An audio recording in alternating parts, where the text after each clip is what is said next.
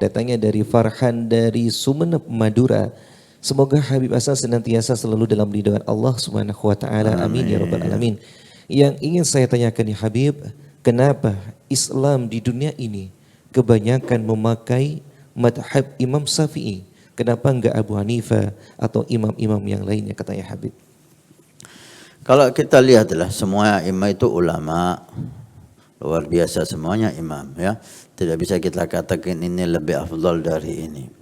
Imam Abu Hanifah yang pertama kali imam azim luar biasa. Imam Malik beliau hidup di kota Madinah, kota Nabi Muhammad, dan bersama putra-putra sahabat Rasul sallallahu alaihi wasallam. Imam azim, Imam Syafi'i luar biasa, wa Imam Ahmad, Imam Ahli Sunnah wal Jamaah. Kita tidak bisa mengutamakan satu dengan yang lain. Bas kebetulan penduduk Islam terbesar di dunia ini adalah Indonesia. Ya, Indonesia. Dan yang masuk ke Indonesia, ulama yang masuk ke Indonesia, Wali Songo itu diteruskan oleh para habaib, para ulama yang datang dari Hadramut, madhab mereka Syafi'i. Kalau saya lihat ini secara kebetulan aja. Kebetulan aja. Karena yang membawa Islam ke Indonesia madhab Syafi'i, maka masyarakat Indonesia madhabnya Syafi'i. Dan Indonesia negara Islam terbesar di dunia, otomatis terbanyak berarti madhab Syafi'i. Nah, kalau kita ke India, maka yang banyak di situ madhab Abu Hanifah.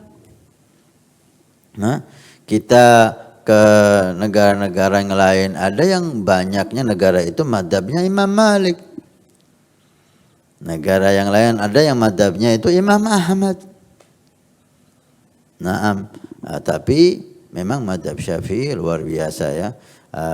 Madhab yang dianut oleh, dan keistimewaan madhab Syafi'i.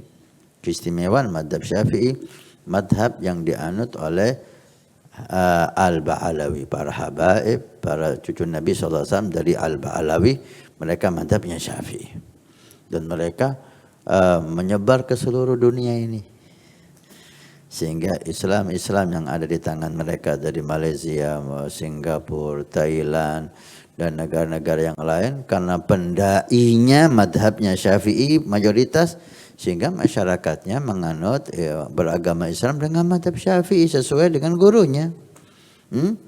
Sesuai dengan gurunya. Ini keistimewaan madhab Syafi'i, keistimewaan Imam Syafi'i, Ahlul Bait Al-Ba'alawi, seluruhnya bermadhab Syafi'i. Itu kalau kita baca manaqib Al-Ba'alawi, para awliya as-salihin dari Hadramut dan sekitarnya, setelah Fulan bin Fulan, pastinya Al-Habib Abdul Rahman bin Muhammad, Segah bin Muhammad Maula Dawila, apa belakangnya? Syafi'i madhaban, Asy'ari i'tiqadan.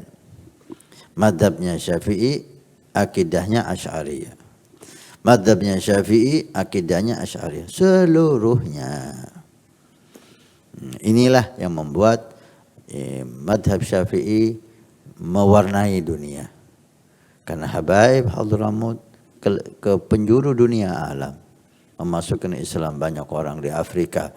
Habib Ahmad bin Tahir Al-Haddad, Muhammad bin Ahmad Masyhur Al-Haddad, ratusan ribu orang masuk Islam di tangan beliau.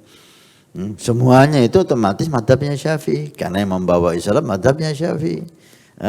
Dan yang masuk ke Indonesia, yang masuk ke Malaysia, yang masuk ke Singapura, itu mufti Singapura, siapa dia? Madhab Syafi'i. Mufti Johor, madhab Syafi'i. Otomatis masyarakat Islam Singapura Syafi'i. Wakam ke Cina dan ke setiap tempat, para habaib Hadramut, awliya Hadramut, ulama Hadramut ke seluruh dunia, dan mereka madhabnya Syafi'i, sehingga semua muslimin yang masuk Islam di tangan mereka bermadhab Syafi'i.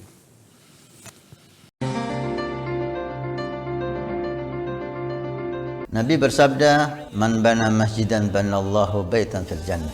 Siapa yang ikut membangun masjid, maka Allah akan membangunkan rumah di surga. Pondok Pesantren Nurul Iman akan membangun masjid 2 lantai plus aula. Maka kami mengajak untuk kita dan Anda mendapatkan rumah di surga. Kami membutuhkan 2.000 orang, per orang 100.000 per bulan selama 1 tahun. Silahkan Anda daftarkan diri Anda atau almarhum dari orang tua keluarga Anda yang sudah meninggal, atau Anda niatkan untuk putra Anda supaya menjadi putra yang saleh salehah. InsyaAllah dengan masjid di Pondok Pesantren Nurul Iman yang insyaAllah makmur dengan solat, qiyamul lail, zikir, majlis taklim, belajar agama Allah. Setiap kalimat, setiap bismillah, setiap ilmu Anda dapat pahala. Setiap rakaat Anda dapat pahala. Hani'an lana wa hani'an lakum kalau kita punya rumah di surga Allah. Mudah-mudahan Allah mencatat kita sebagai hamba yang punya rumah di surga.